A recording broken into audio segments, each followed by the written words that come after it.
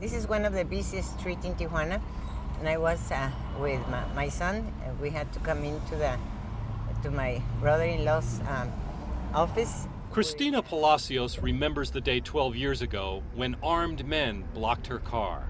One of them came to my window, the other one came to Alex's window, and with the back of the rifle starting hitting my car and shouting that we had to get out of the car. All this time I was shouting, "Who are you? What do you want? Let him go. Why are you taking him?" They dragged her son Alex into a van, and Cristina never saw him again.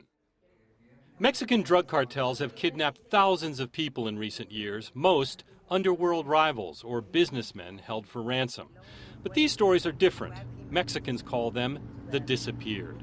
Almost 1,500 people where there was no ransom, no body, no explanation. Listen to their stories and you'll get a sense of just how deep Mexico's problems are.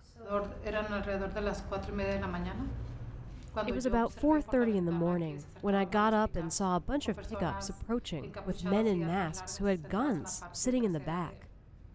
Sylvia Hodges was asleep with her husband in their home when they saw what they thought was a group of policemen gather outside. Then he said, "Don't worry, nothing's happening." He went towards the stairs, and then I heard the loud sounds of somebody hitting the door and breaking it down. That's when I ran into my bedroom with my daughters. Gunmen stormed the house and began taking everything: TVs, valuables, even sheets and carpets. Sylvia and her husband Francisco had fallen in love as teenagers and worked every day together selling clothes in a flea market. She never saw him again.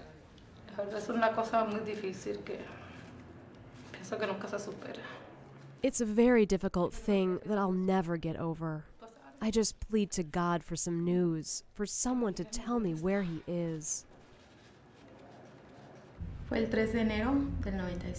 was January 3rd, 2007. It was about 6 in the morning, and he had just left to see a patient. Nayeli Barvecos met her fiancé, Dr. Horacio Octavio, at church. Nayeli is a Sunday school teacher. They were looking forward to marriage when the doctor disappeared. I don't have a job. He's not there. It feels like everything is crashing down on you. You say, "My God, why is this happening with our world, with our Tijuana?" But all three stories, Nayeli's, Sylvia's, and Cristina's, don't end here. The last time Nayeli saw her fiancé, he was stepping into a taxi. But months before, Nayeli had come home to find him beaten, robbed, his car stolen. According to Nayeli, his attackers had been police. I told him to file a complaint, but he didn't want to. He told me to let it go because he was afraid they'd come after me. One day, Sylvia was at the police station to follow up on her husband's abduction when she saw her husband's possessions, which had been stolen during the kidnapping. I asked them, "Is that bag yours?" And he said, "Oh, that. It's ours." Then he asked why I was interested. I told him to look inside, and there were papers that belonged to my husband. As for Cristina, she was able to identify one of her son's kidnappers from a police photo. He was the commander of the Army's military intelligence in western Mexico. A general had also been implicated. The commander was put on trial. And they convicted him? No, they let him go because they said there wasn't enough evidence. When you can't trust the military and you can't trust the generals and people don't trust the police, who can you trust? Nobody. Seriously, you're smiling. Seriously, because it's an incredible thing that it's happening in Mexico. You cannot trust anybody. Eventually, a local drug lord claimed her son had been tortured and killed.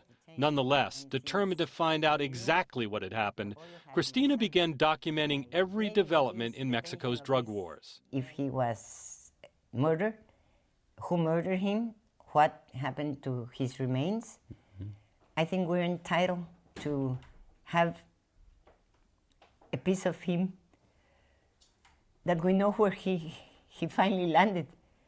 Pregunta, She also launched a group, Citizens Against Impunity, which joined voices with other families of the disappeared, all demanding that authorities take their cases more seriously. Each case is different. In some, it's thought that there may have been some relationship to cartel members. In others, it may have been simply what someone thought they knew. And in others still, maybe just random acts of violence. The families are now interested in this man. In January, police arrested Santiago Lopez, who confessed to disposing of bodies for the drug cartels by cutting them up and dissolving them in barrels of acid. Police say only bits of bone and teeth remain, but families of the disappeared hope that will be enough for DNA matching. While solutions to the larger problems of the drug violence and corruption are complex, the desires of the families of the disappeared are simple. They just want to know what happened. We have nowhere to go. We don't know if they're alive, if they're not alive, what happened to them, how they died. It's a feeling of not having an end. For Worldfocus, I'm John Larson, Tijuana, Mexico.